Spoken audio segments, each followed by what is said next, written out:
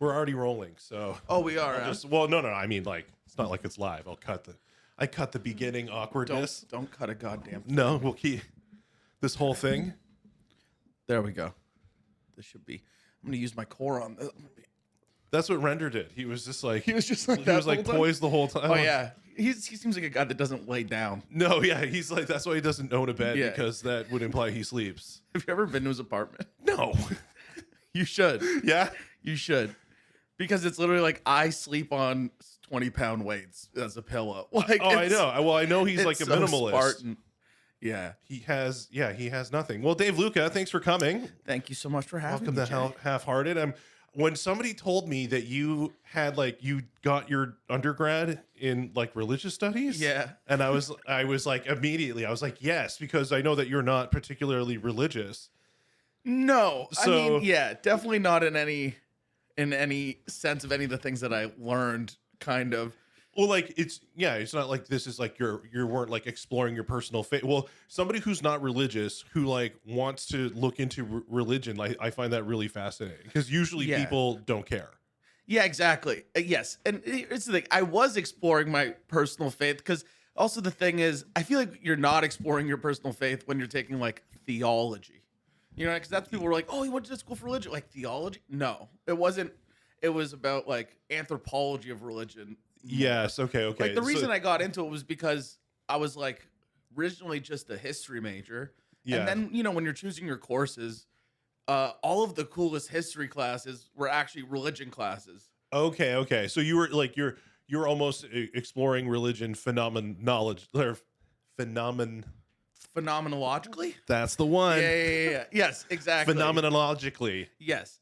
Well, because man, it was so fucking confusing because like I was raised Catholic, right? Yeah. And it's like when you just like being raised Catholic as like a child, it's so fucked up because there's so many parts of it that they don't talk about that just confuse or scare the shit out of you. Like even walking into the church, you're like, why is there a statue of an angel stomping on the devil with a sword? Like, yeah, or you have like in Protestant churches, it's an empty cross. They're all just Yeah. empty crosses where you have a very realistically carved. yeah, we fill that shit up. Suffering Jesus Yes. on that. And that, I always thought it was odd. I found that being raised Catholic was crazy because like it seemed as though it was like a cultural thing that you did, but not necessarily something that you actually believed in. Yeah, kind of. And that really was the case for my family. Mm-hmm. I definitely did not. I am definitely the most religiously curious person of my family. So for just a heads up, my mom, when you ask her what she is, like Yeah. what her religion of her family was, she literally says Anglican or some shit. She knows fucking nothing. Yes. Because her parents weren't religious. They were just alcoholics. That was their religion. Oh yeah, I mean, like my grandmother raised Catholic, couldn't tell you how many books of the Bible there were. Like she just knows, like Saint Anthony's who I pray to when I lose my keys. Yeah, exactly. And it's that shit too that I'm like, how did all of this come together? Like, how are these saints doing this? And they never talk about any of it, obviously. No. And my dad was raised Jehovah. Oh wow. Okay. And in the words of my mom, he stopped being a Jehovah once he discovered pussy. You have quite a mom. Yeah. She's like, I converted him. He's like, Yeah. oh, wait, this shit's fucking lame. It wasn't hard. Yeah. And I asked her, I'm like, how did we become Catholic? And she's like, well, the best school was like nearby us was Catholic. Oh wow. So when I got baptized, my brother and my sister, who are 3 and 5 years older than me, they also got baptized at the same time. Yeah. Oh, okay. So it was very much like it was more of a utilitarian thing, I believe. That's so funny. So yeah, it's just so you could go to the. You know what? It crossed my mind when we were like looking for houses. Like if we moved here, we'll have to pretend to be Catholic. Yeah. Here's a fun little fact. Yeah, I know many people in high school that they came from public schools. I went to a Catholic high school as well. Yeah. Where they'll be like, yeah, I'm Buddhist. Like, I'll have like Chinese friends like, yeah, I'm Buddhist. I'm not Catholic. But they could just go Yeah. because that's how the Catholics are kind of as well. They're also like, just get on in here. Yeah. You don't have to change. Just hang out. Yeah, Yeah. exactly. They don't expect it. Whereas the Protestant church is like, you got to buy in. Yes. You gotta be a part of it. So how did you get to a place? So you're kind of raised like apathetically religious, right? So like, Yeah. was there a point? So I presume that did you keep going on like Christmas and Easter for a long time, and like Yeah. stop going all the other Sundays at some Oh, point? my family and I don't think, man, I really only have like 3 memories maybe of going to church when it wasn't a fucking funeral. Okay, I think that yeah, also kind of messed me up too, of like, there was that immediate association with Catholicism and God and Jesus and death.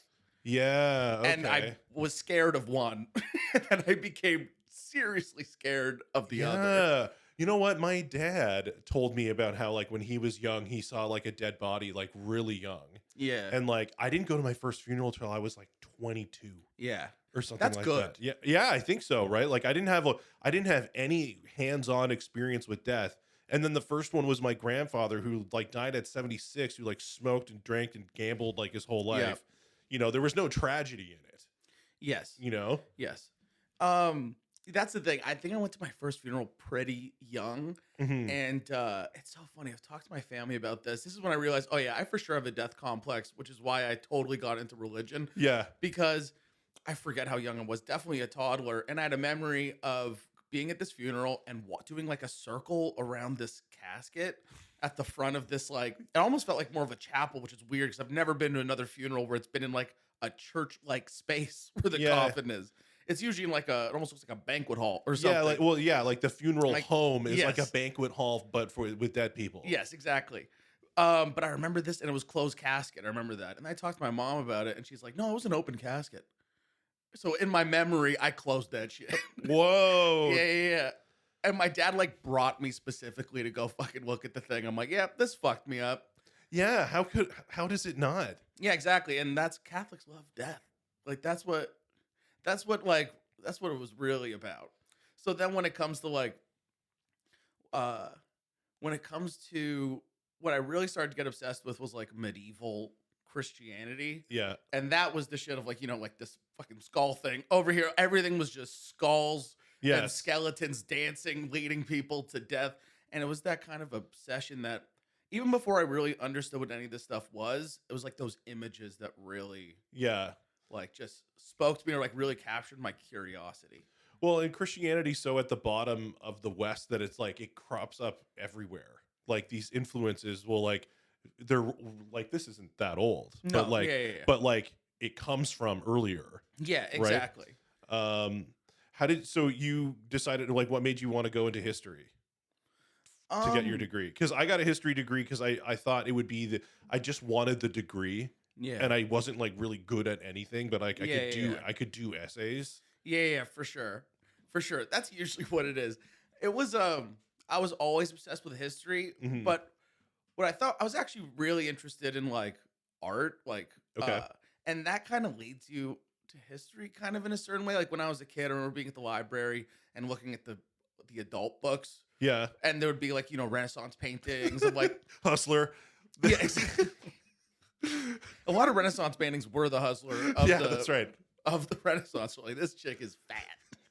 PH. They were plump. Yeah, exactly. She had money. Rubenesque. I like this.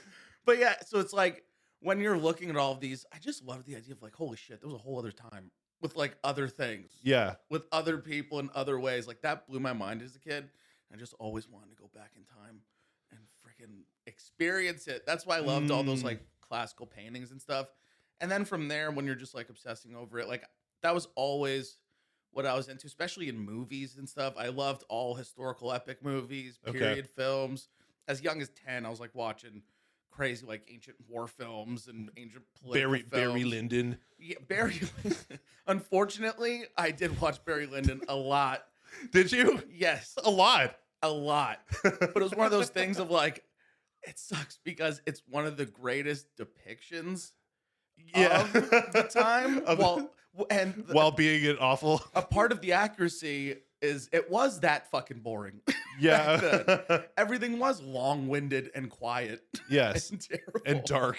Yeah, exactly. So it's like, a lot of it was just based on like, I didn't even read a lot of history books. I was literally just looking at pictures, watching historical movies, and I started absorbing a lot of information that way. So then at history class, I was just like, well, yeah, this is like reading the script of the history Okay, movie so that I liked. so you were almost like an accidental religious scholar in the sense of like you just like these are the courses that seem the coolest, but it was you didn't have like a specific interest, or it just Well, kind of became that. it's tough. The religion part came a little later in a way because um first it was all like, that classic when you're a young kid, like military history, Yeah, sword yeah, and sandal stuff. And I liked a lot of like I loved all of like the Jesus films. yeah, But from the historical way, like I just wanted to see ancient Jerusalem and stuff. yeah, yeah, yeah. And then it was probably around, when you start, it's either when you start smoking pot or when you hit puberty and your mind warps that you just start, when your mind starts to get a little bit more intellectual, like you start thinking philosophically, but at like a 15-year-old level, Yeah, like you're asking what you think are deep questions. Yes, exactly. Yes. I remember one time I blew my own mind just going like, wait, okay, so compared to an elephant, a mouse is small, but then compared to the moon, an elephant is small. So is there such thing as small? Is there such thing as big? Do any Yeah. of these things, does everything just exist compared to everything else? And I'm like, yo, that was fucking deep. I said Yeah, it to yeah. myself at 15.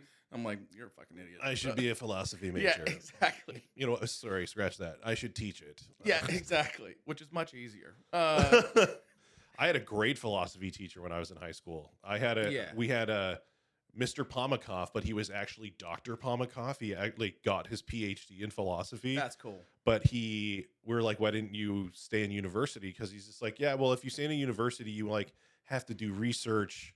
You have to like produce stuff for the university. He's just like, I really went to just like learn. Yeah. I guess like because like Gen X or Boomer kids just had money to just spend on a whole education just for That's fun. cool. I think you should get some kind of tax break or some kind of financial promotion if you demote yourself back down to high school. Yeah. If you get a PhD and you go to high school, you should get some kind of Yeah. reward. So like in his class, we didn't have like a philosophy textbook. We had like it was like a course book like you got in university, one that had like components of like a bunch of different textbooks, all Yeah. like that he made by himself. Yeah. Like that was our textbook. It was like this thing. Yeah. And in OAC. Yeah. You know what? Now that I'm thinking about it, what got me into religion more was like that kind of stuff. But then I actually started off more in getting really interested in like Eastern religions at that time, Mhm. specifically Buddhism, and then even like, like ancient Egyptian religion. You know what was one of the things that led to it? When I was 16, I had a religion teacher. Okay. It's so funny that like even just like the good teachers that you have in school do shape you. Almost like I like this person, so I'm gonna now like the thing that they teach. Like my favorite teachers were always the coolest ones: history, philosophy, and I had a world religions teacher, Yeah. and they were all out of their fucking minds and awesome. Yeah. I felt it's odd that way, right? Like the cool teachers didn't have those behavioral issues from students because they were like engaging enough that they like wanted to pay attention. Exactly. And then it's like I want this person to like me. Yeah. Yeah. So I'm gonna show them. I'm gonna reveal to them that I care. You know Yeah. what I mean? By like showing it through the work. But this world religion teacher's name was Mr. Estrogen. What's up, Mr. Estrogen? Because he's watching. Mr. this for Estrogen. sure. Mr. Estrogen. Yep.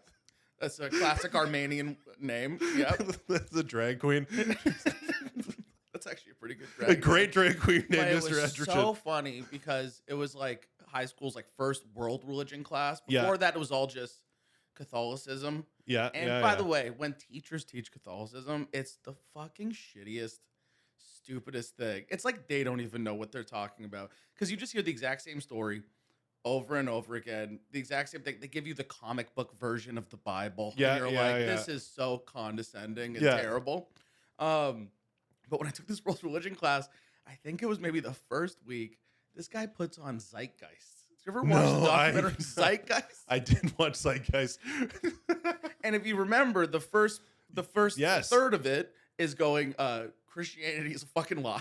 Yeah, well, you know what? And the thing is, though, that I was very in the church world when that movie came out, and it made Ooh. waves. It made waves. But for a little Did while. your pastor talk about it? No, but the thing was, like, it didn't take long for like the apologists to like get a hold of it. And even when I was watching it, there were parts of it that, like, if you had half a brain, you could be like, oh, like for instance, in Zeitgeist, he talks about how like, oh, Jesus is a sun god because sun sun and sun son, forgetting of course that the English language didn't exist in the time of ancient Egypt. Yeah. Right. Most Like you're of it- using like a correlation between the like English, which wasn't exactly. a language at the time. Exactly. Right. So it's like it's not the most well researched piece, but No.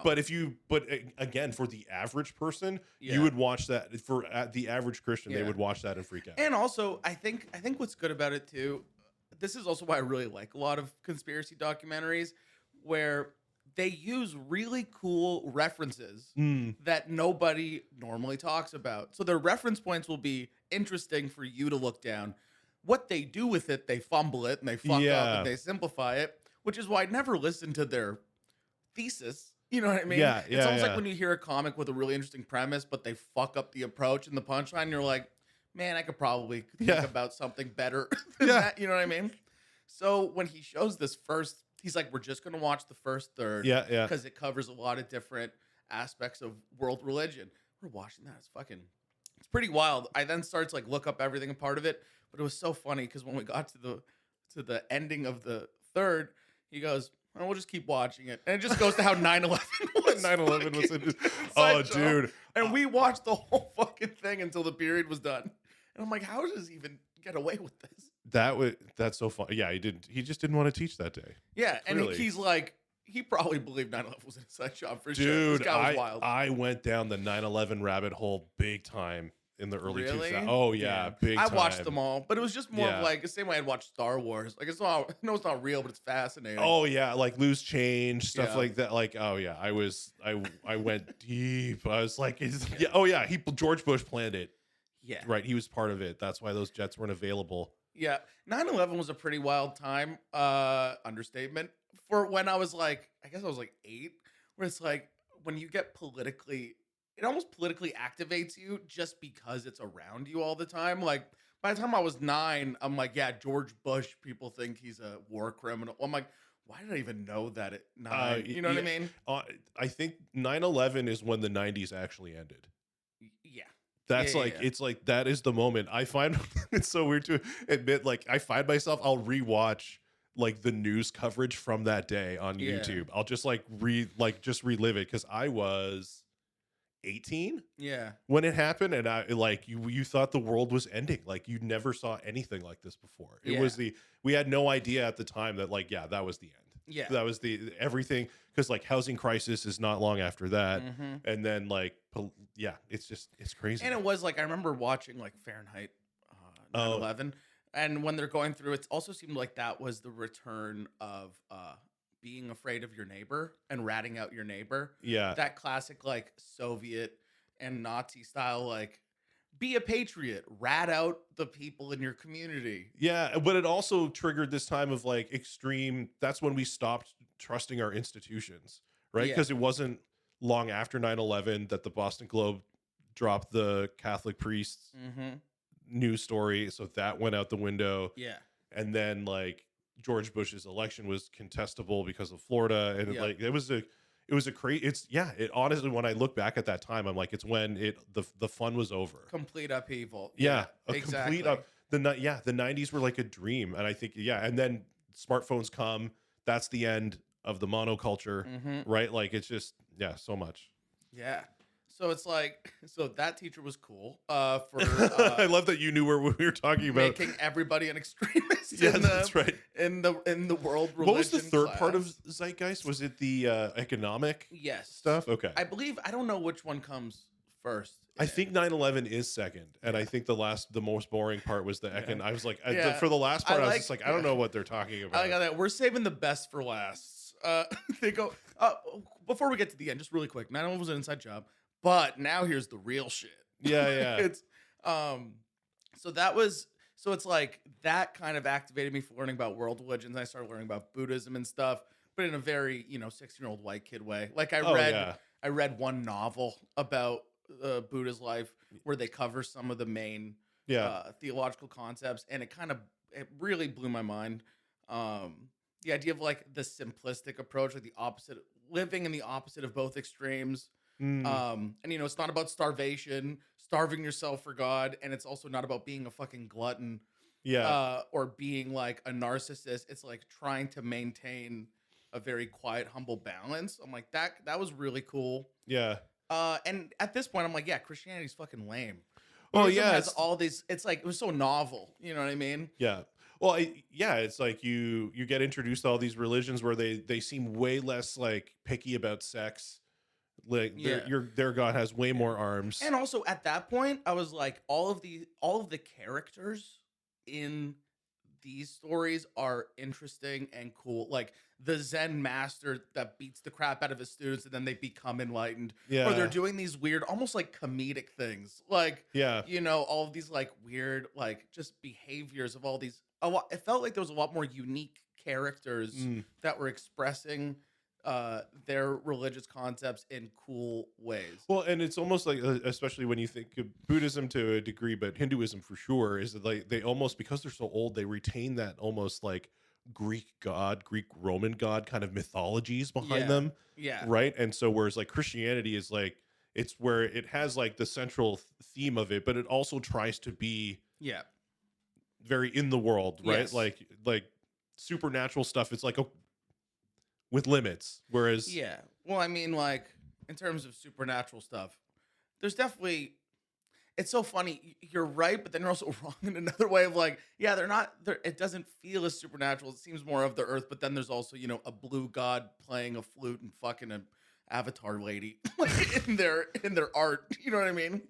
It's like, and like all of the different Tibetan gods. And demons. No, but that's what I mean is like they kept that thing. Christianity didn't have it, right? Yeah, well, that's how I felt. But then I went to Italy on a school trip, and it was kind of like in hindsight, it was like a religious trip, but they didn't promote it that way. And then that blew my mind because then I realized Christianity has all that stuff. Well, did you go through St. Peter's Basilica? Yeah, we did that. But what was really cool was when we went through southern Italy and we were just hitting all these old monasteries. Oh, okay, yeah. Where nobody ever, like, I didn't hear about any of these, like, medieval Christian hermits and, like, the original, like, Franciscans and stuff, that they were doing things that sounded very similar to me as, like, the ascetics in ancient Buddhism and Hinduism. Like we would go to this one monastery where, like, the person who founded it, they're like, yeah, this is the little hole that he lived in for 2 years in silence. Yeah. To try to get closer to God, and like all of those extreme kind of activities. I'm like, well, there's so much more to Catholicism than I realized. Mm-hmm. And then I had a bit of a religious experience there that kind of fucked me up. What happened? It didn't fuck me up negatively. It fucked me up positively, but like it was weird. We were staying in this mountain town called Seta San Bruno. Okay. And it's known for, it's one of the oldest monasteries, I believe, that was still standing. I think it was built in like 800 or something. Okay. Yeah.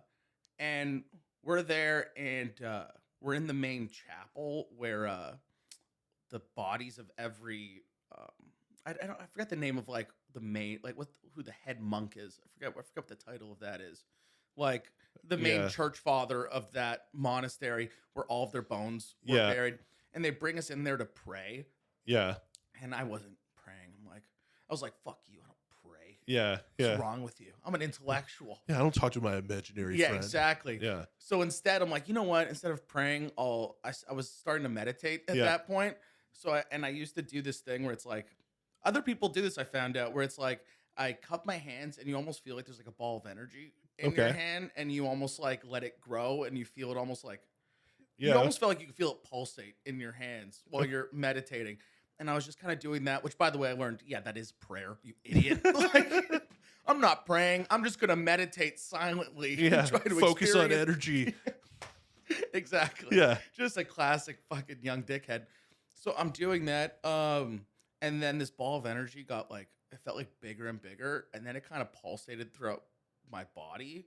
And I had this weird, crazy, energetic, visceral experience that made me shoot up out of my chair, and I left the chapel. Whoa. I just got up and I left, and there was all these like little forest trails. Walked through the forest trails, and it felt like for a half hour, it was like, I didn't try mushrooms at this point. Yeah. It was like a mushroom come up. Really? Of like everything, vibrance, a weird visual like clarity, Mhm. and it was just a weird, very emotional experience. Walked around for like maybe 20 minutes, half hour, and I come back, and here's the creepy thing: all of the students that I was with were outside of the chapel, and two of my friends, who are brother and sister, were crying and hugging each other. Yeah. And I come back, I'm like, what happened? They're like, I don't know, like 20 minutes ago, they said they had a weird experience. They just broke down crying. I'm Whoa. like, damn. That's always crazy when it's not just you. Yes, that freaked me out. I'm like, okay, there's something here. And to me, it didn't have to do with, I didn't go, oh, I felt Jesus. I was like, there's a real unseen power. Yeah. And it almost felt like where humans project significance, I think places absorb a certain level of like human emotion or significance. And it's like you can activate stuff in different places. You know what I mean? Like locations or things that humans have put feeling or emotion into, I think that stuff stays.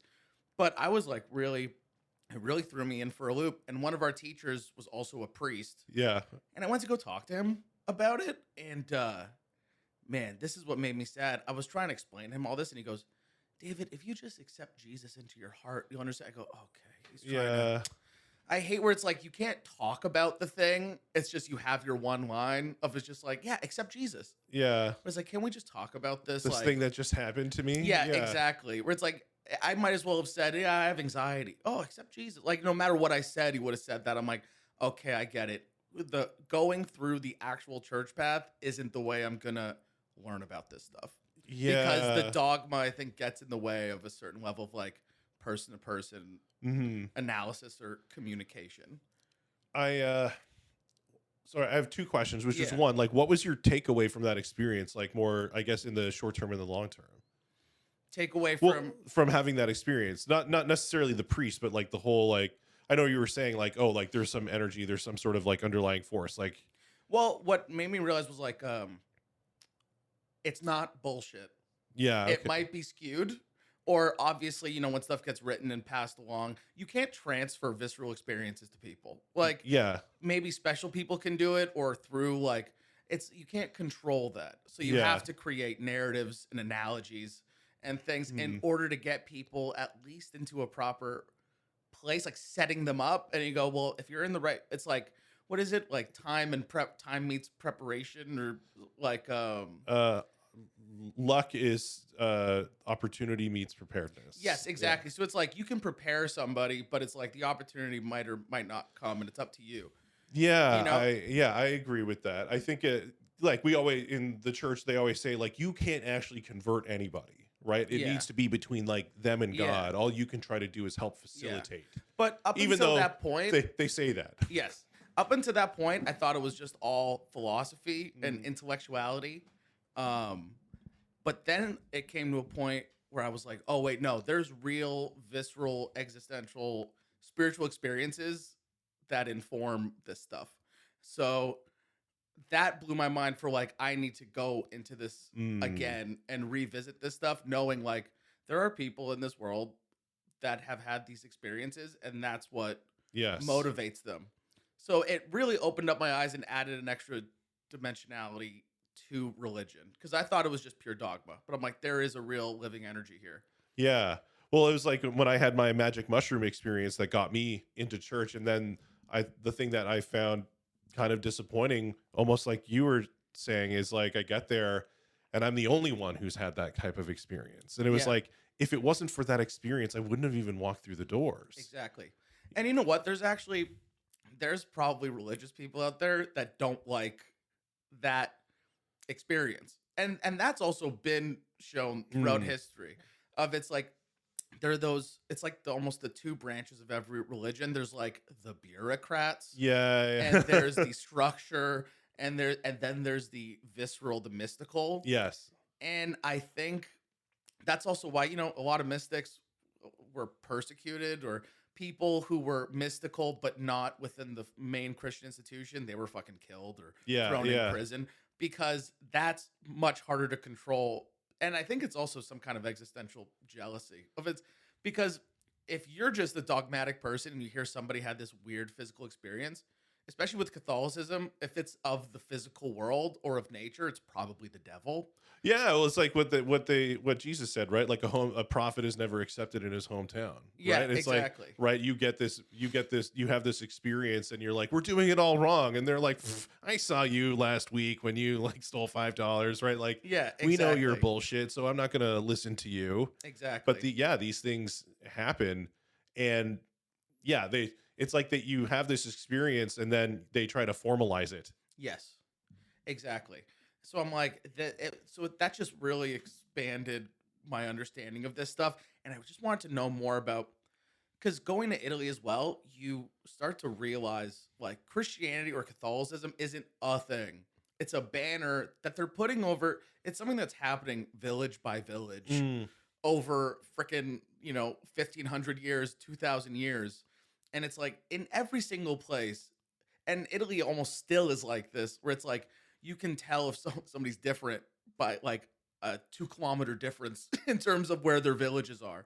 Okay, So I go, okay. there's no way that Catholicism was a single institution with one single, like, it was being experienced by different people in different ways. Yeah, with well, different traditions and cultures like put into it everywhere. yeah, you know what? I said on a previous podcast, I was like, Catholicism is like McDonald's. It's the same wherever you go. And then I realized in retrospect, that's not really the case. Like No. every place, like regionally, puts their own spin on it. And the Yeah. histories of those places infuse Exactly. with it. Well, it makes sense that, Roman Catholic, the Romans, that's how they Yeah. help their expansion of like, hey, you guys can do whatever you want, but just make sure you also add our guy.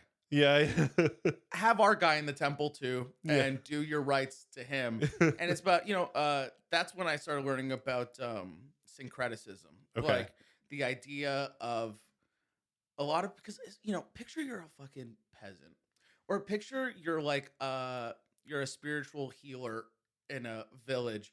And yeah, you have herbal medicine and herbal knowledge and different things, but you're also utilizing the supernatural world to help in your Mhm. stuff.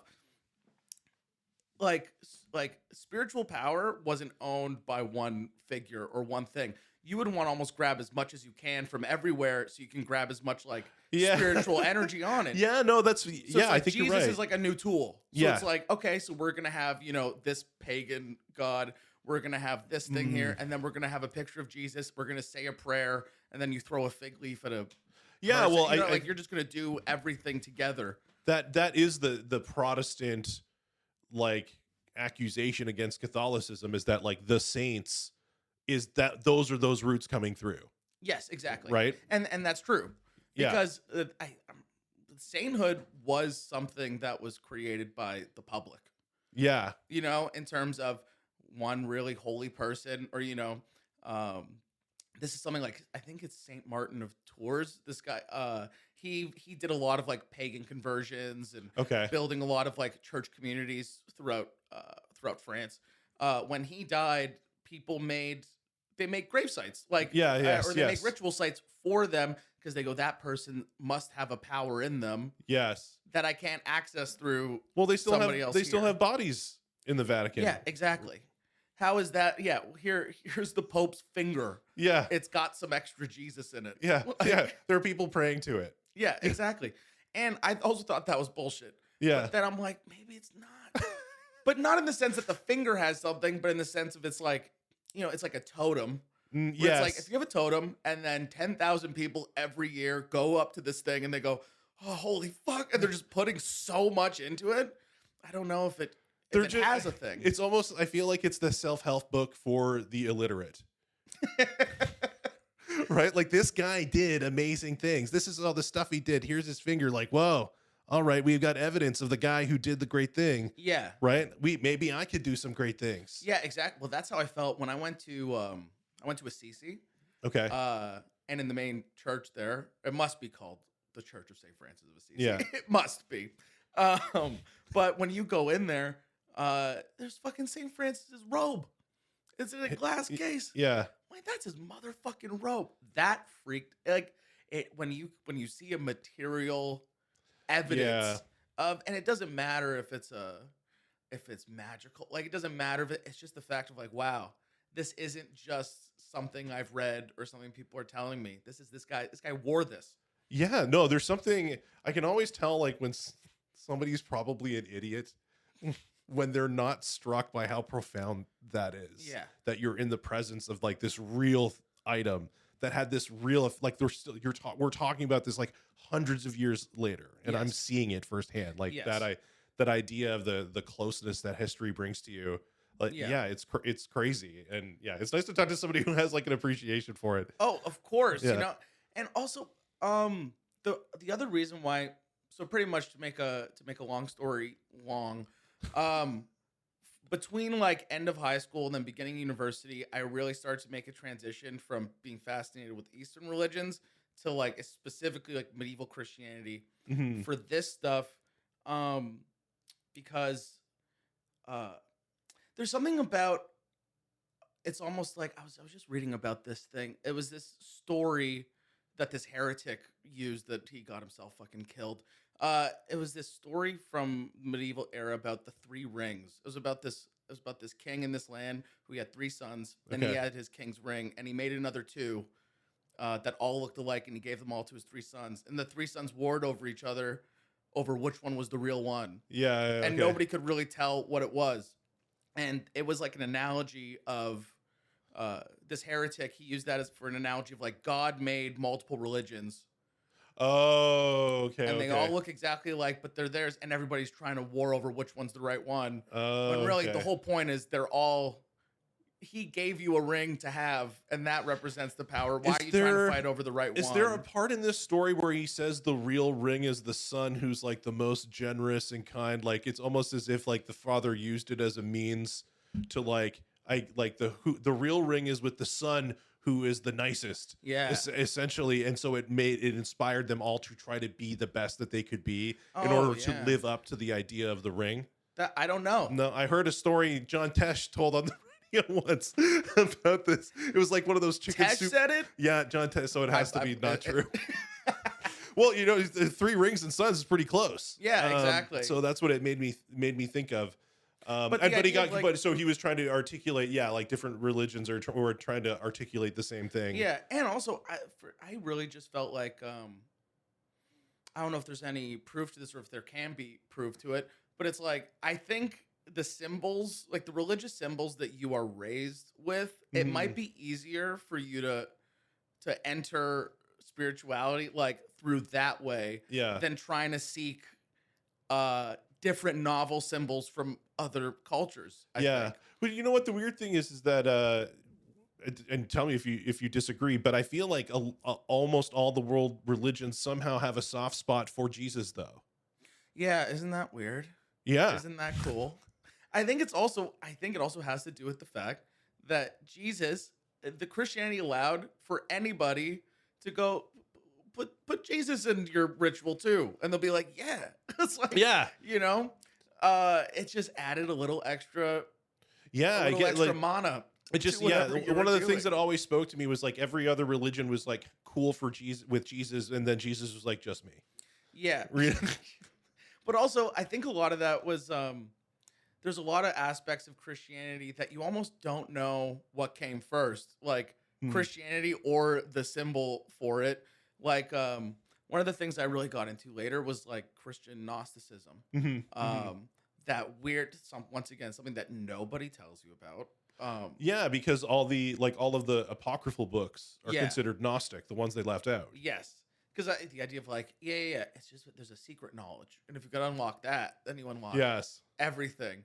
But then it's almost like alchemy, where it's like it's about pursuing the secret, and it's almost not even about finding it. It's like, anyways, it's like Gnosticism was the thing that existed before Christianity, Mhm, yes. and then Christianity comes in, and then they projected all of their Gnostic knowledge through the framework Yes. of Jesus. So it's like Jesus. I don't know why it was just such a great framework. Well, I agree with that though. I think that like people always disagree with me, but I really think it's true. Is the sense that like Christianity became the religion of the West because it provided this sense of like everybody's equal, right? Like God is the king, everybody else is equal, treat each other well. So it created this basis for peace Yeah. that allowed technology to progress. So instead of having to everybody feeding themselves and protecting their stuff, it provided enough peace for long enough for technology to progress. To like that's why it was like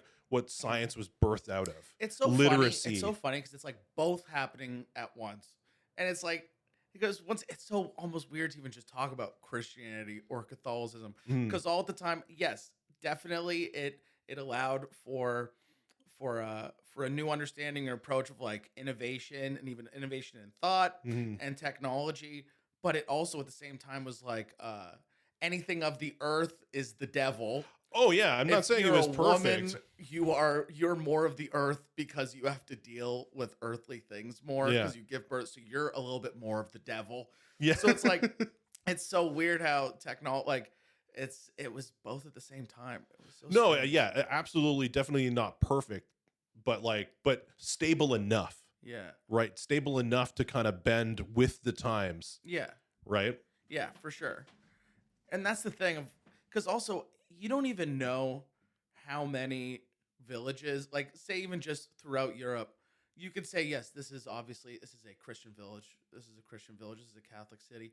But how much of it was actually going on in the place? Because there was a long time I remember reading all these like when I guess it was around maybe like 1300s or kind of Mm. late dark ages where people were writing back like there would be a priest who goes to a new congregation and they'd be writing letters back to the Vatican going, this is fucked, there's horses in the church. Like they just used the church as like stables, they'd sell stuff because they're like, yeah, this is the big brick building, Yeah. this is where we should keep important shit. Yeah, yeah.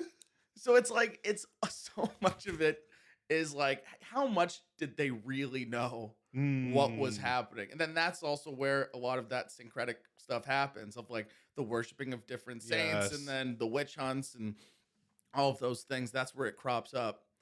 Yeah. Wait, yes. I mean, but I think that was probably widespread everywhere because of just lack of knowledge. So all the negative things that happen in your world that you can't explain, you just had to assign a supernatural cause for.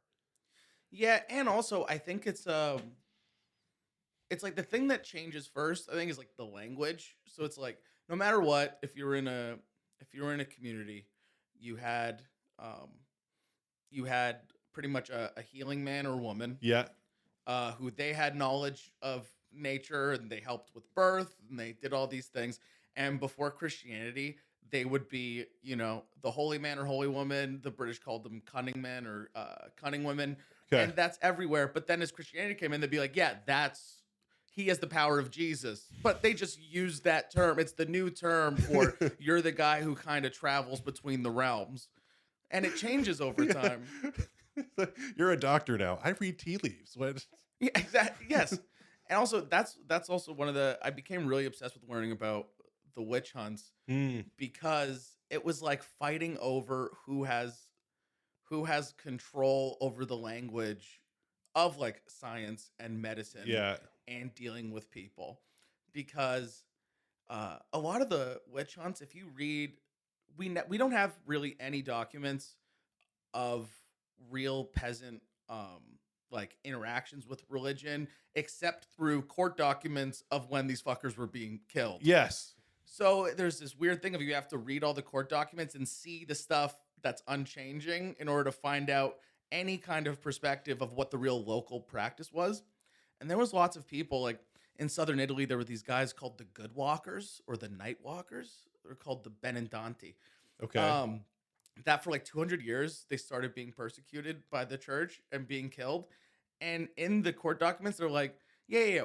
At night, they're designated as children. They were like European shamans almost. They're designated as children to be warriors for the village, where at night, during the feast days, they would go out at night out of their bodies and battle demons from other communities to fight for the fertility of the fields of their community. Yes. Okay. So it's all supernatural war going on, and they talk about it like it's real. And they're like, "No, we're doing this for Jesus. Like we're warriors of Jesus. We're fighting the devils Yes. in order to help." And the church is like, "What the fuck are you guys doing? No, you guys are devils too.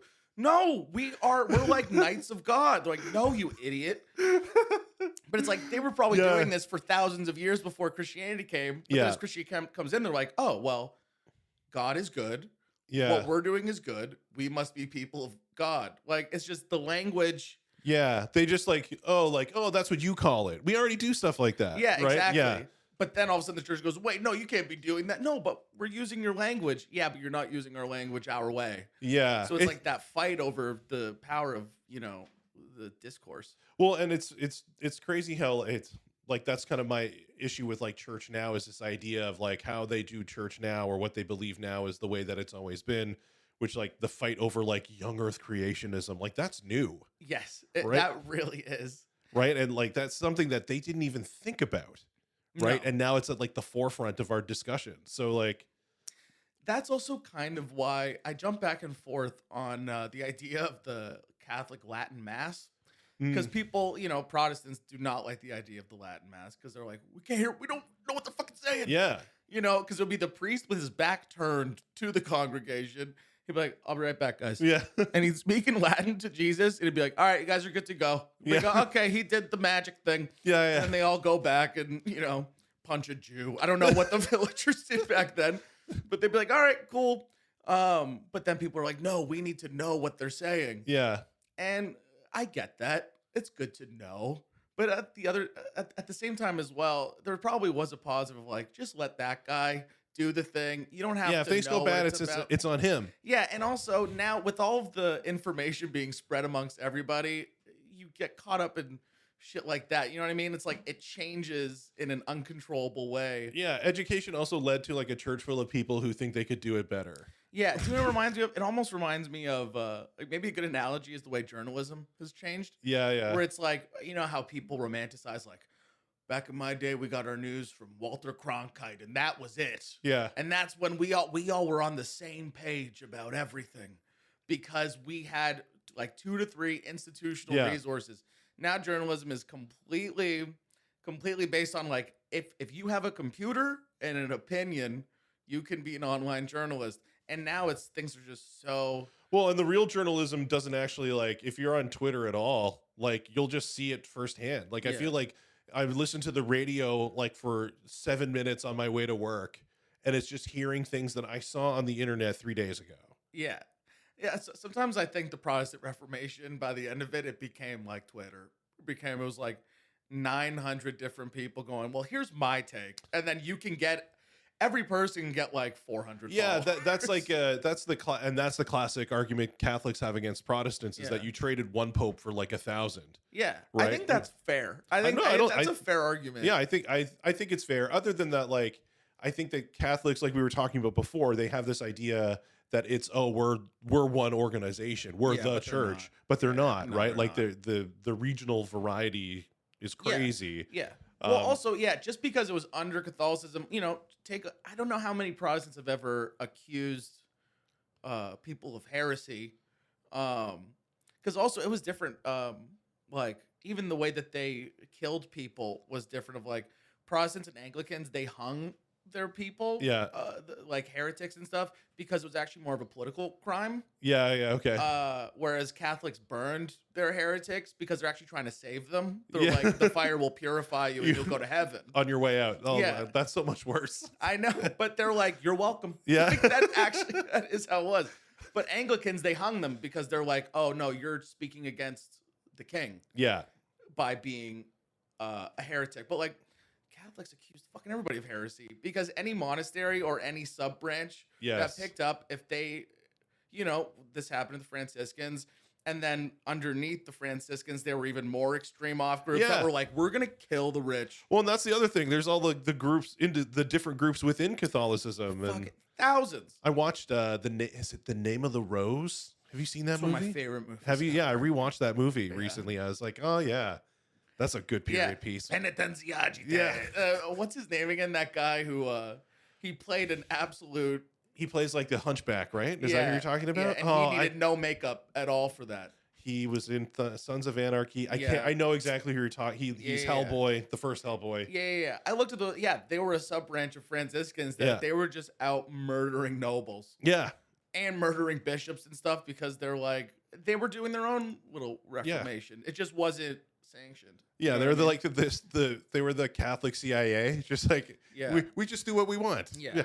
But the cool thing about that was a lot of these subgroups, they were still trying to get approved by the institution. It's almost like if you want to start a third party in America, it's like you have the right to try to start one, but it's going to be work, and you could do it. But it's like if you're going through the process, it's like you're trying to get confirmed within an institution. Yeah. Where it seemed like Protestantism, those branch offs were like, no, I'm just going to start my own militia. Yeah. Like I don't need your confirmation. If I can just get some people under me, I can just have my own thing. Oh yeah. That was why I was always like, when I was more hardcore, I always wanted to know what the governance structure of I was one of those Christians. That's really wild. Like I would always want to know like who the senior pastor was accountable to. That's amazing. Like that's the type of participation that I don't think Catholics have no, or give a shit about. Well, yeah, like I wanted to know who, like I needed to know that this guy could be fired. I needed like that he didn't, because so many of the pastors that I've seen go down, I feel like I repeat myself all the time. It's like you get a guy who is such a charismatic speaker that you get people in the door, and then he's allowed to do whatever he wants because basically he's the lifeblood of exactly of the church, right? It's so weird how there's so much more of a political dynamic, and it seems like in these evangelical churches. Yeah, it's crazy. I've been in like church meetings where like they're trying to get money for like somebody who's working in the youth group who like parents really like. Yeah.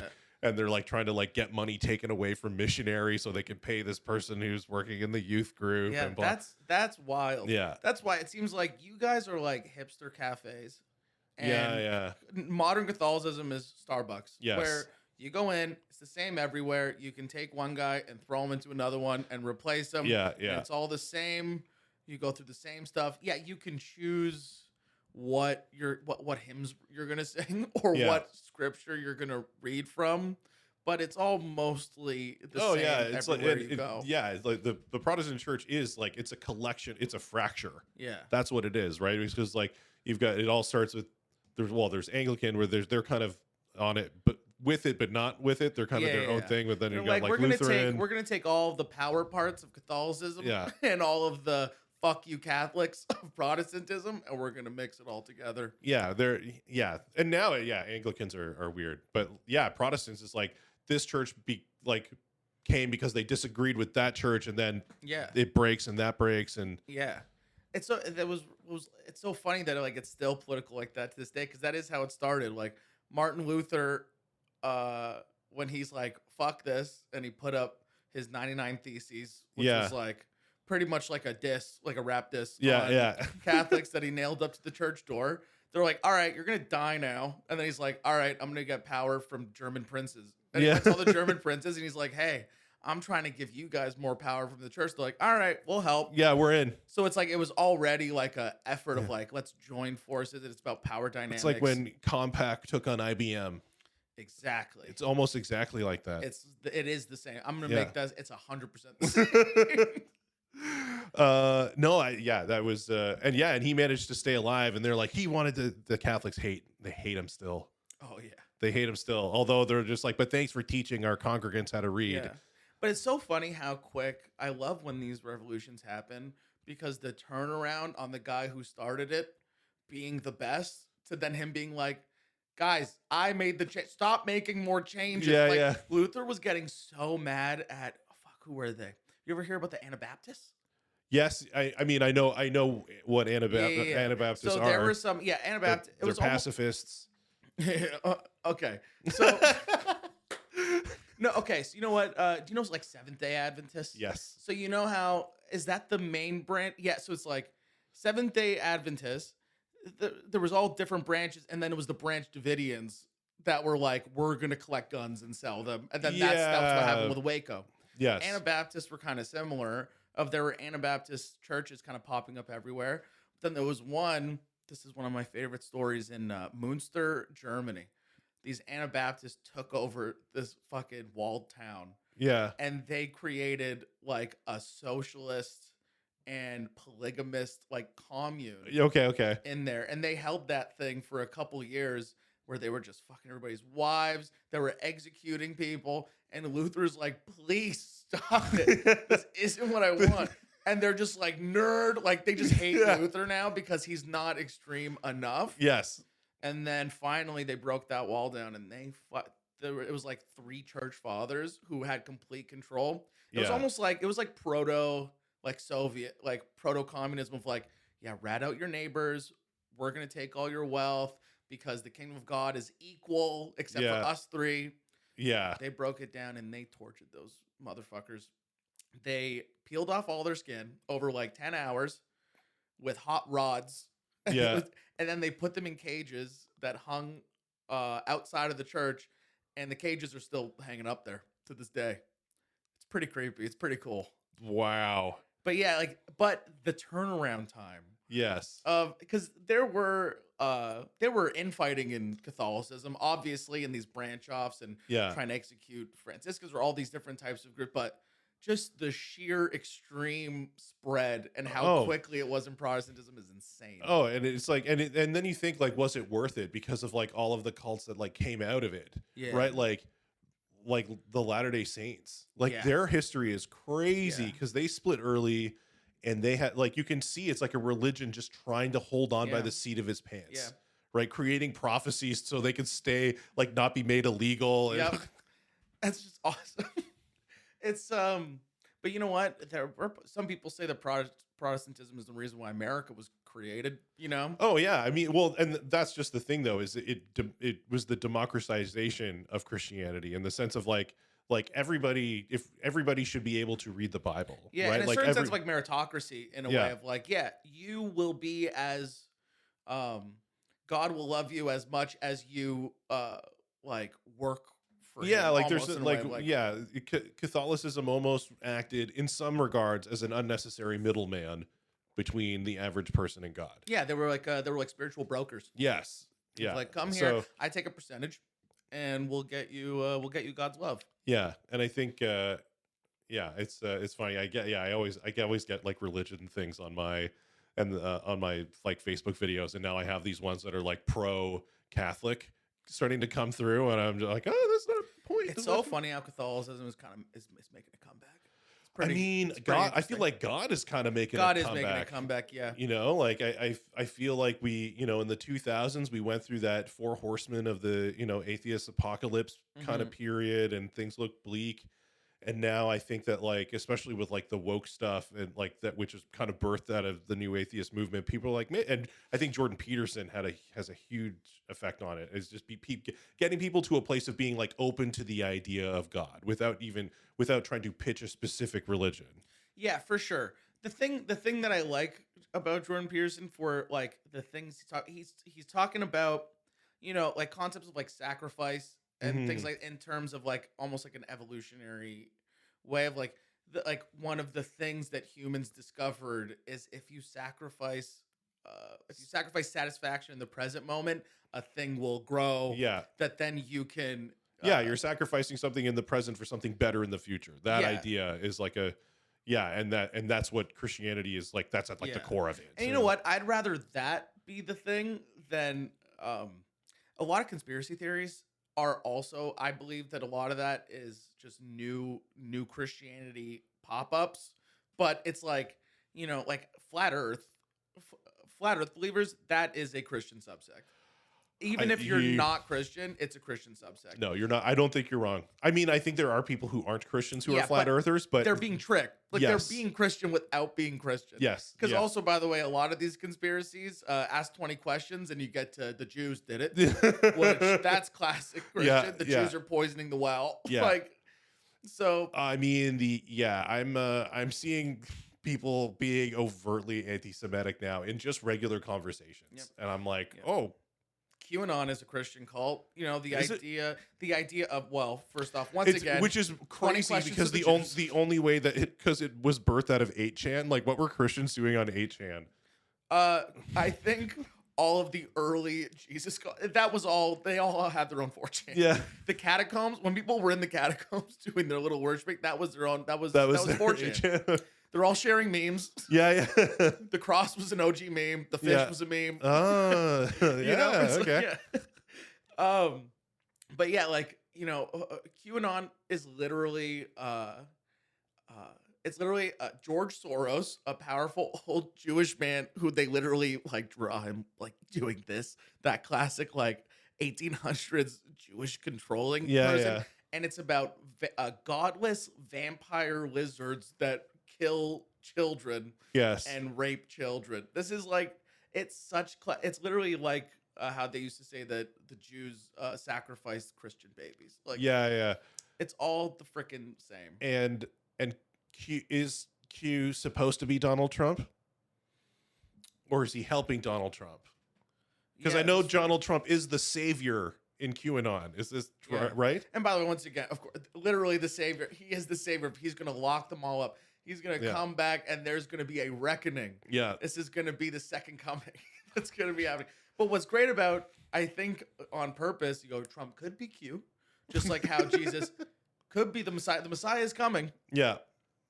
He could be a prophet. He could be a Messiah. We don't know yet. Yeah. But just in case Trump fails, no, he wasn't. He was just a prophet. But now this new guy, whoever that will be, Donald Trump Jr., he's the Messiah. Gotcha. That's right. You know what I mean? The savior is a guy who eats taco salad. That's. I think that's what I envision. I'd love to see in 3,000 years, like a church mosaic of like an ancient Trump eating a taco salad with like doing this thing, like, you know. I had this idea for like a movie where like it almost like Idiocracy, but like because Scientology has all their boats, like they're the only ones that survive like a cataclysm, and so like 1,000 years in the future, like Scientology is what like runs society.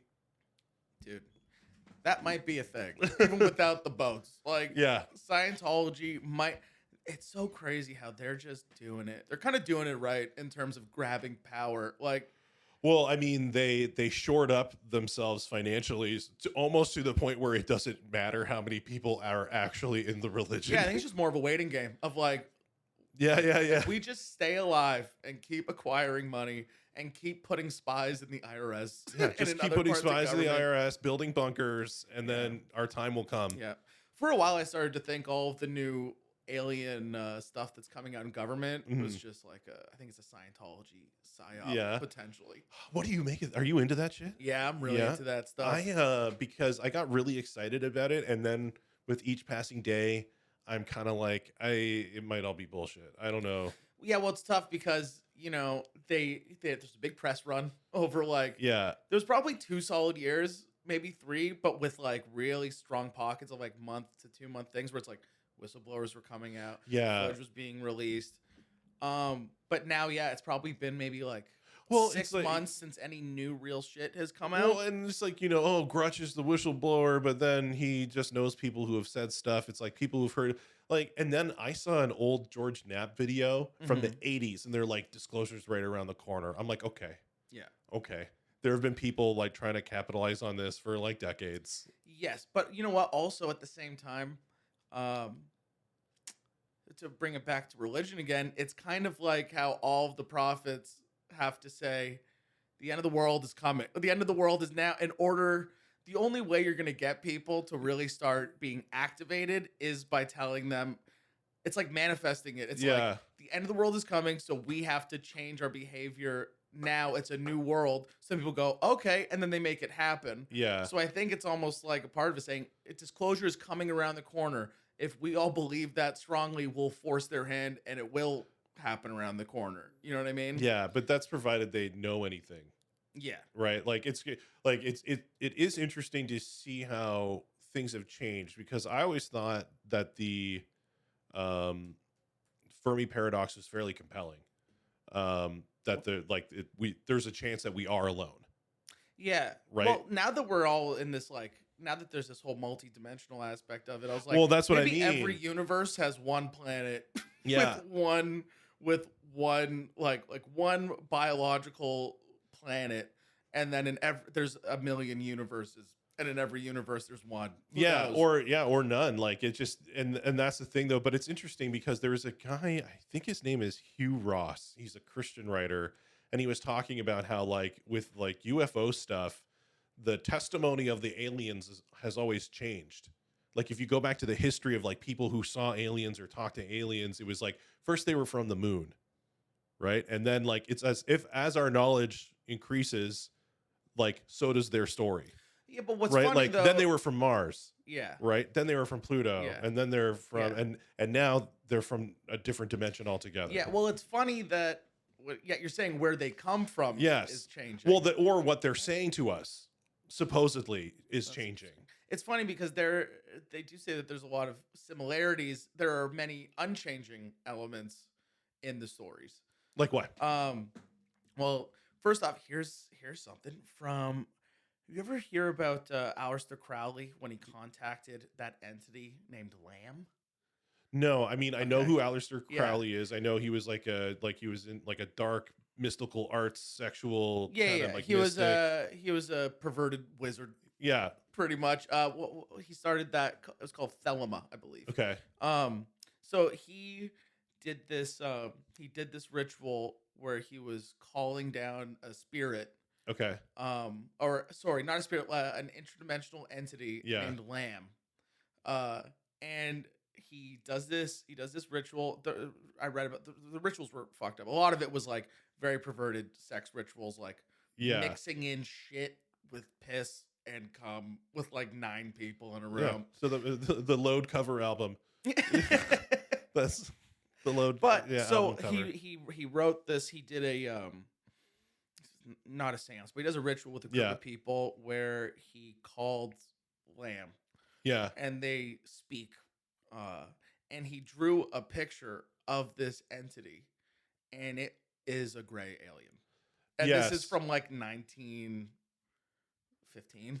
Yeah, like that. but I can't find the podcast, but I heard this podcast. But the description of the gray alien comes from it's somebody named Wells, but not H.G. Wells, but a different Wells wrote a book. It was like mid 1800s, and he described the gray alien and basically that they are future humans. Yeah. That's how he describes them. But also there are also some heavy similarities between like what we consider aliens now in the medieval period. If you go take a look at the folklore across the world, the concept of the fairy people, the fairykin, elves. Yeah. There's a lot of similarities in that as well. Like one of the things that have been spoken about now is I think an actual like soldier. Like there's another whistleblower that's been doing a Ron podcast of they have vehicles that it could be like 20 feet in diameter, but then you go inside and it's the size of like 10 football fields. Okay, yes. Yeah. And there's just a way for them to change the amount of space and just mess with space time Yeah. so they can just have an infinite amount. And that was something that they've been saying about elves Yeah. for like centuries of like, yeah, they live in small pockets, like almost where they call like fairy holes or fairy portals, where you know they can have an entire city just under your feet or in a little cup, and it's like Yeah. Well, it's like the idea that the alien craft or whatever the UAPs are actually like they're not moving. They have the ability to bend space time Yeah. around them. And the thing To as well, move quickly. the one real similarity between all these that really gets me curious is the idea that they're not good or evil. They're actually apathetic to humans, or if anything, they might be like little just tricksters, like trolling you. They don't care, and they don't want to influence you. They're literally almost making fun of you, or they don't give a shit at all. Yeah. When it comes to all of these entities across, whether it be fairies, elves, or aliens, or even, you know, I swear to God, I saw entities on once on mushrooms, once on DMT. Yeah. And it was always, it's all the same. They're like, they kind of don't care. They'll pop in, they'll look at you, or maybe they'll make fun of you. Yeah. And that's Huh. very similar across all these things. That's so strange. Well, and that's the one thing that I always kind of poke fun at. I feel like people want there to be aliens because they're hoping that they'll give us the technology that will make our lives easier.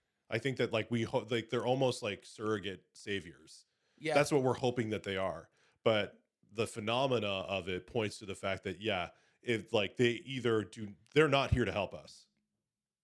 Whatever it is they're doing, they're not helping. No. If any, right?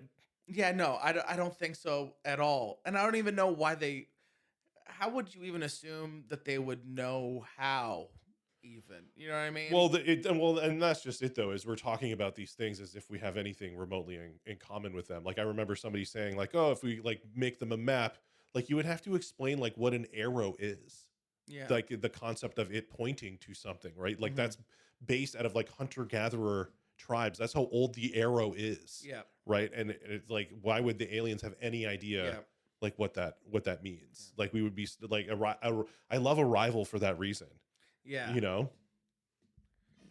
That's also what I love about Arrival too was it's the language that will change you. Like the form of communication is the thing that changes your brain and changes the world. It's not about even what's being said. It's about the communication technology that will do it. Yeah. That's very you ever hear about Marshall McLuhan?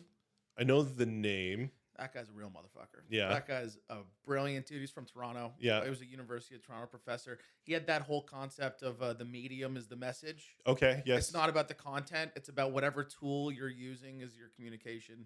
Okay. As what the foundation is, it changes your brain and it changes the culture. Okay. And that pushes civilization much more than any form of content. Okay. You're like a movie guy, right? Yeah. Yeah. And so when did you like get into movies? When did you go from like casual to like I love movies, want to make movies? Or content? From a practical way, straight up webcam on my computer. Really? Yeah. Webcam on the computer. As soon as I got one of those, I'd invite friends over to my house. And we would literally just do stupid shit in front of my webcam. And I would edit it and put it on YouTube, probably starting like 7th grade, 8th grade. Okay. But you know, it was like at that time where you don't even do it for an ambition. No, you're just doing it for the fun. Do it for fun. Yeah. And I kept doing that in high school. Me and my friends started doing like, I was in a band, so we were filming us playing and putting up videos and stuff. And then What kind of band were you in? I was like an alternative rock band. Cool.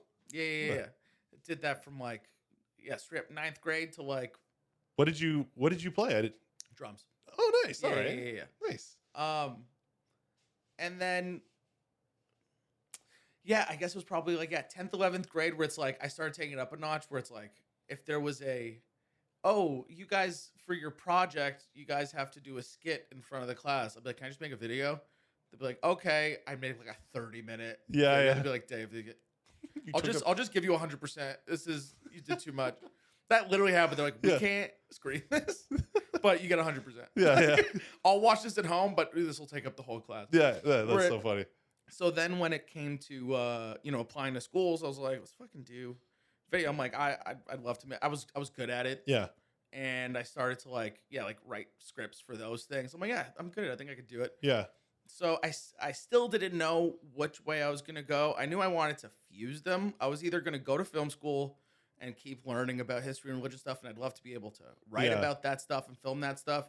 Or I go the other route. I learn about history and religion, and then I keep doing filming on the side. Yeah. And it pretty much just had to do with what school I got accepted to. Yeah, gotcha. I got accepted to Concordia in Montreal, but I didn't want to go to Montreal. I was with a band. We were just recording an album. Oh, okay. I had a girlfriend. I didn't want to go. Got accepted to U of T. I'm like, let's do that. Yeah. And then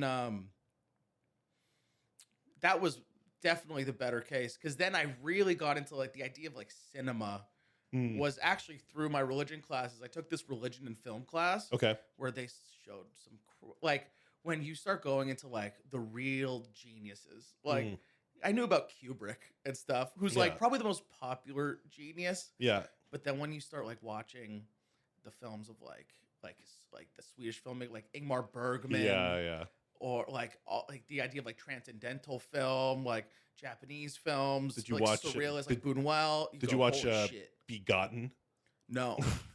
What's that? You haven't seen Begotten? No. Oh man, it's this. I think it's either the early '90s or late '80s or something like that. It's this black and white movie, and it's about like God killing himself, and then his son being birthed out of it, and it's like this total like avant-garde horror movie take on like creation and God and stuff like that. It's like That's pretty rad. oh, I'm honestly surprised you haven't heard of it. Yeah. It's Begotten. Wow. Yeah, and I think it was like a film student's like thesis or whatever that's final cool. project, and That's cool. and the guy who did it ended up doing Shadow of the Vampire.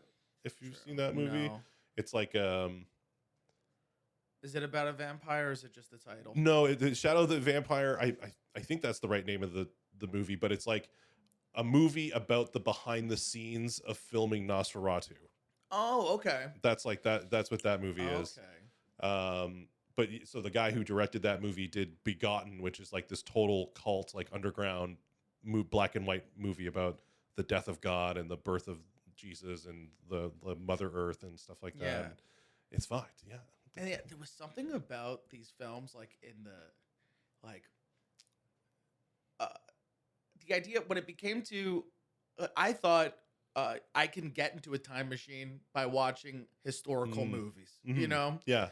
like, oh, I'm gonna go watch Troy, so Yeah, I can learn about ancient culture.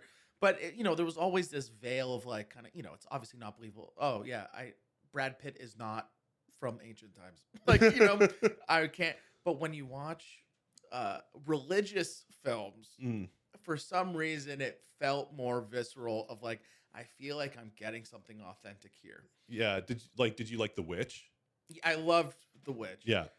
Another one kind of like that is The Witch. The Witch, when it came out, I was like, yes.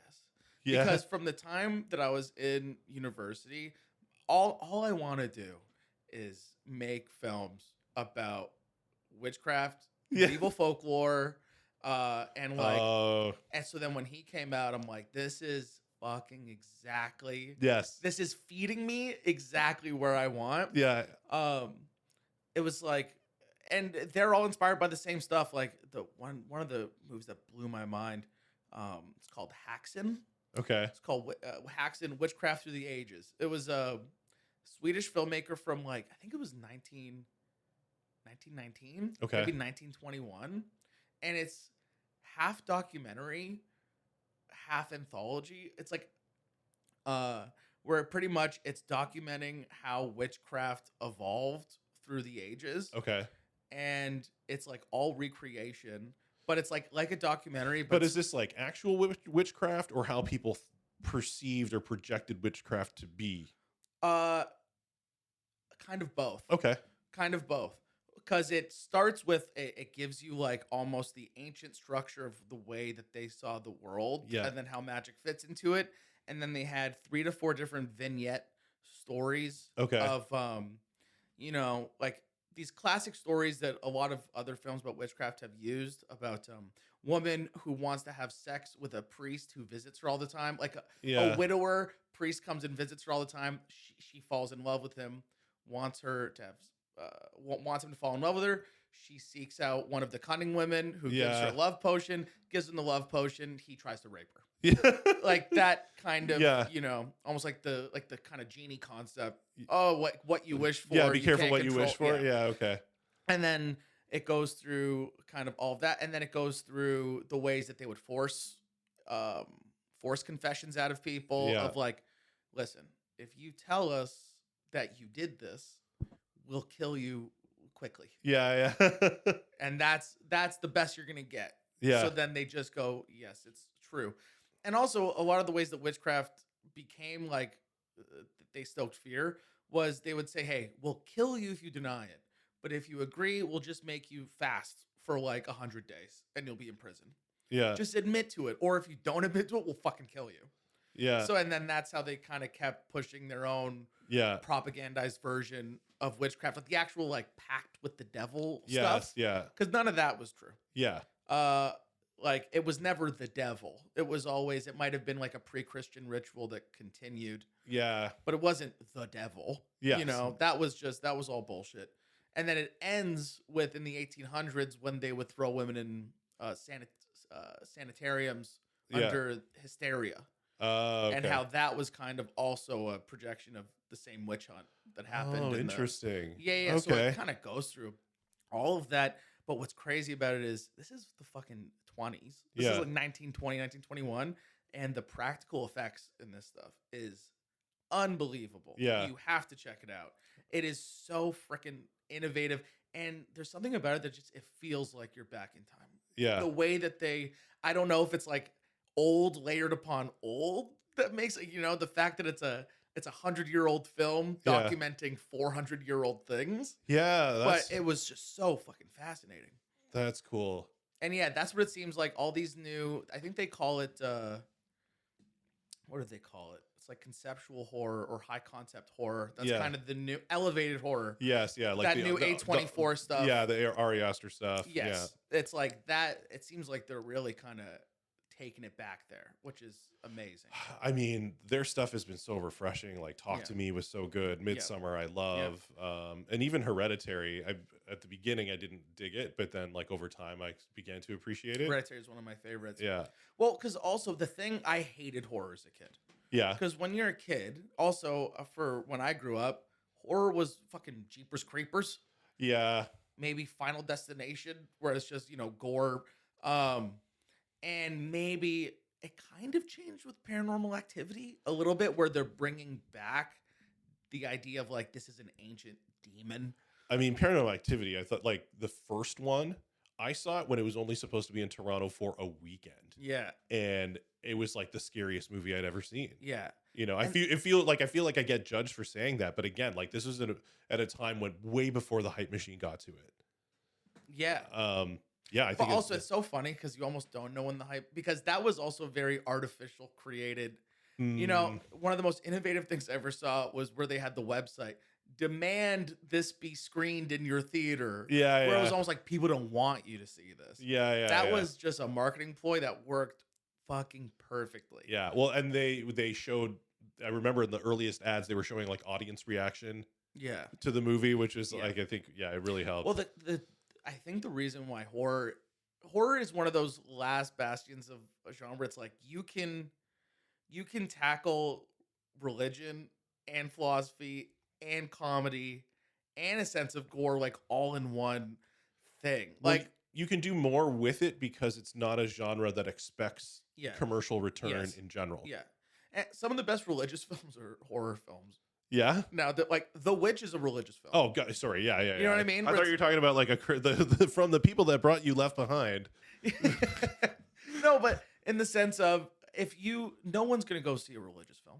No. But you'll go see a horror film that it completely rests on religious concepts. Yeah, when you watch a supernatural horror movie, it's the only time in a movie where you're, as an audience member, you're like, oh, thank God the priest is here. Yeah, exactly. And also, fucking people going Paimon after Hereditary, like Paimon, like this fucking 3,000-year-old, Mesopotamian demon. People just know it now. Yeah. Can you imagine if you're like, oh, you got to watch this film? It's about Paimon. And you're like, shut the fuck up. Yeah.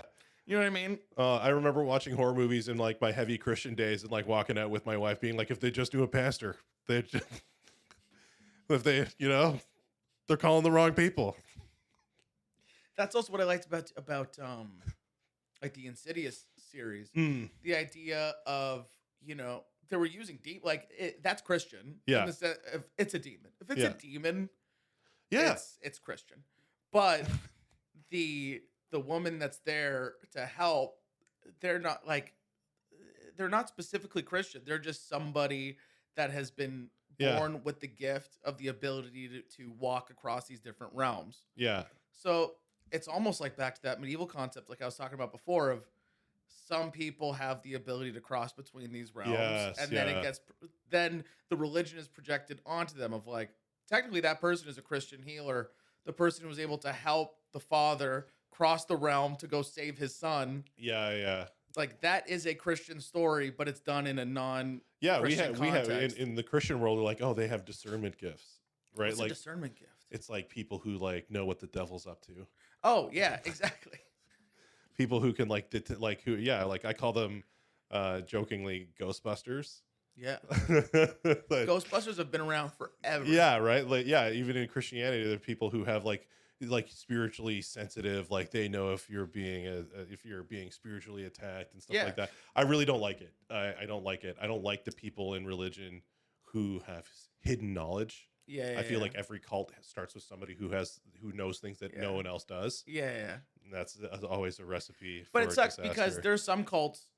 I think cults are really mistreated. I find them fascinating. I think there was a time where, because there's an idea of like the a cult now has a different there's a different definition to it as it was before, because there were cult practices in antiquity where a cult was more of a localized ritual. It was almost like how different towns have their burger joint. They're like, oh, you got to love this place.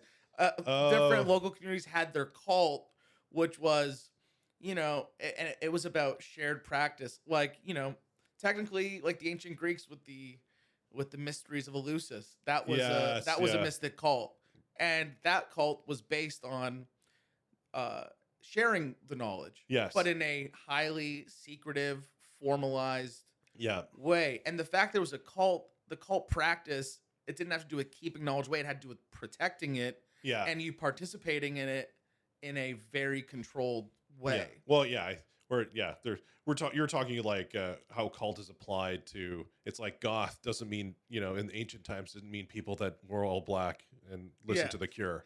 Yeah, exactly. But it's like, I think those cult practices are important, and we do that on a day-to-day basis. You've done mushrooms. Yeah. Have you ever accidentally just did a cult practice just because you were afraid of having a bad trip? When I started doing mushrooms, my friends be like, all right, we got the mushrooms. We have to go we're going to rent a cottage. Yeah. And we have to make sure there's water. Yeah. And we have to make sure there's a safe place inside.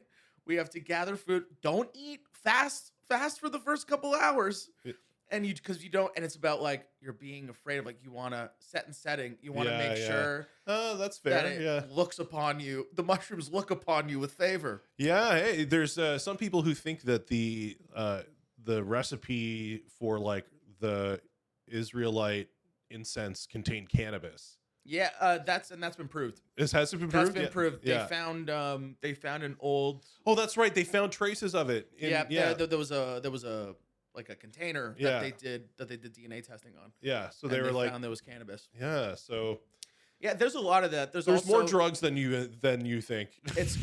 It's all drugs. The one thing that people don't know still, it's like, I think when it comes down to it, all early religion is shamanism in a sense. And it's like, Siberian shamanism, they used Amanita muscaria mushrooms. In ancient Hinduism, or like, the Indus civilization, they had what was it called again? Soma. Okay. That we still don't know what Soma was. It may have been Amanita. But Soma was a substance that the early Hindu fathers took in order to create the Vedas. Yeah. In ancient Judaism now, we have cannabis, but there might have even the idea of the burning bush. People talk about that. But that might be a really oversimplified version of it. With Christianity, people say, I don't know if you ever heard about John Anthony Allegro. Yeah, I've heard. Which there's some arguments against that. It was a pretty simplified argument. Yeah, I didn't find it compelling. Especially like, was he the one that involved Santa in it? Like I don't know. I can't remember, but yeah, I don't know, because he was going real antiquity. Yeah, I'm not really. I don't find his arguments particularly compelling. Yeah. Although, but like in Norse mythology, they had mushrooms. In many indigenous cultures, they had peyote. Yeah. And then also with the ancient Greeks, I brought up the mysteries of Eleusis. That was spiced wines and and there was no wine. Wine was the base, and then they put shit in it. Yeah. Okay. And there's even somebody wrote one of the arguments for the fact that there was mushrooms in the mysteries of Eleusis was they found a recipe list for this wine, and in the ingredients list they put water. Yeah. And somebody found it very strange. They're like, well, why would water be a recipe? Because of course a base of it is what, like, there's no reason why it wouldn't be. It almost seemed odd that they put it in, and they found that when they included that recipe list, it almost created a, what's it called again, where the first letter of every word in a list makes its own word, Uh, like a no, we're so dumb. I know. What do we? Not an anagram. Yeah. Hold on. My Just God. go. No, put in the word. Yeah, we'll look it later. up. Where every letter not is it an anagram? Maybe, I don't know. It really doesn't matter. Yeah. But like the first letter of every word became the Greek, one of the Greek words for mushroom. Yeah. Oh, gotcha. Okay. And the other thing, a guy in ancient Greece got arrested, a politician, because he was charged with having the mysteries and sharing them in his home at a party. Oh, I see. Okay, yeah. So it's like all of these, like every culture has a substance that they've used as like a transportation. And he got in trouble for using it outside of the legal. Yeah. Oh, that's very cool. That's very interesting. Yeah. I like that also the concept of arresting people was a thing. Yeah. Like even adults got a slap on the wrist. That's I feel like we have been talking for like a really long time. There was some specific things I wanted to talk about. Yeah. We got off the rails. That's okay. I like taking the conversation wherever it goes. Yeah.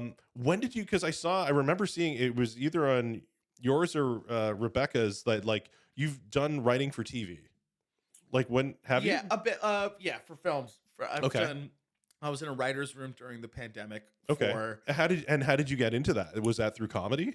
Dude, it was so wild because this is all because of the pandemic. I was working in TV like crew, like camera assistant or something. And then when the pandemic hit, I had nothing to fucking do. Yeah. So I started applying for different like remote jobs and stuff.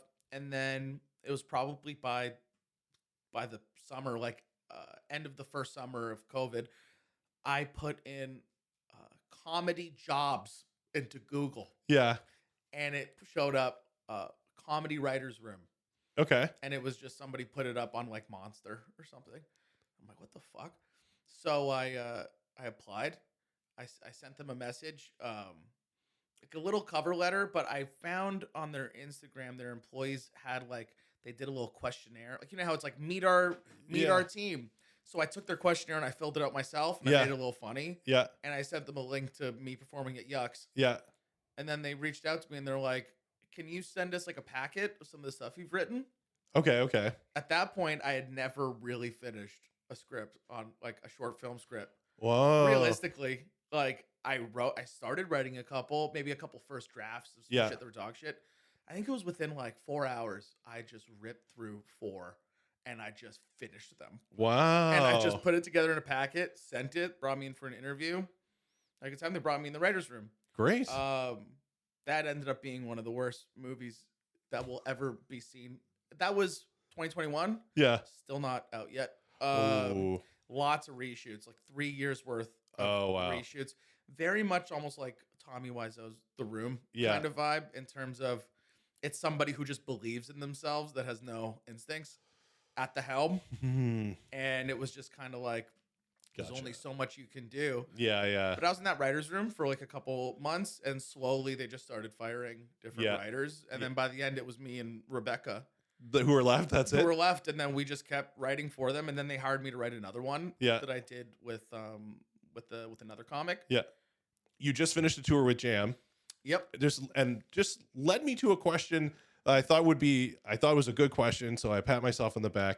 But like, so you go on tour with Jam Easy. What makes a good comedy partner? Interesting. Yeah. One of the greatest things about James specifically is he's honest as fuck. Yeah.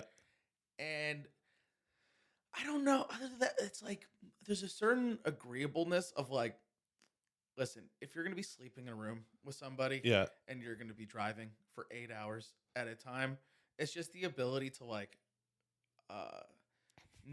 some people, they just get tense by just the discomfort of a certain level of it, that they'll just start looking for things or looking for problems to create just because they're anxious or Mm. something, or there's some angst in them. And I think it's about the ability to like nip that in the bud by talking about it right away, Yeah. or just Jam is a really chill person. Like, Yeah. never had a problem in that way. We're also kind of different Mm. in a certain way. Like, we kind of have different approaches or different identities on stage that I think that also helps in a way that like we're a little more complementary rather than like similar. Yeah. Yeah. We're not Yeah. similar, we're complementary. Yeah. And I don't know what it is. I think it's also just it's about chemistry. Like, you kind of don't know until you Mm. find people. Like, Yeah. and you almost don't even know who it's gonna be until you go through it. Mhm. Like, the main tours that I've been doing with James is me, James, and Himanshu Patel. Yeah. And always been friends with Himanshu. We never really did a lot of shows together, but when we hung out, we spoke. Yeah. But this tour was gonna be the first time we were really gonna be together, and all three of us have different styles. I wonder how this is gonna go. Yeah. And Himanshu was one of the fucking coolest people. Yeah. So, and you get to see different sides of people Mm. that are like, I found he's a fucking maniac. In some very interesting ways. I did not know he'd be a guy that like, he'll go off by himself and just go fucking meet people and go party. Yeah. If we're tired, he's like, fuck it, I'm gonna go out on the town. And he comes back with crazy stories. You just kind of have to figure it out. You might have a couple nightmare tours with people. Yeah, I hung out with Himanshu once. It was like after the lab, and he's like, "Yeah, we're gonna hang out." I'm like, "Yeah, sweet, we're gonna go hang out." And then he like walks into like a dance club to like go meet women. I'm like, "I'm leaving. I don't." Yeah, he's good at that. Yeah. I've never been good at that. No. He's good at that. And that's why you learn about this shit about people. But you almost don't even know. You can't quantify Mhm. what it is in a way. If it's just like, you need to be chill, you need to be positive, and you need to be honest if there is a problem. Yeah. Before it becomes a problem, and you just have to experiment. I don't know. Yeah. I honestly. Is this don't not even the know what it first is. tour that you've tried to do? Have you had like ones where you worked with people like where it didn't necessarily work? You don't have to like name names, but Yeah, like, no. I mean, not really. No. No. The first tour that we did was us three doing like Nova Scotia, New Yes. Brunswick, Yeah. Ottawa, Montreal, and we just got lucky. Yeah. It Nice. just worked perfectly. Yeah. Yeah.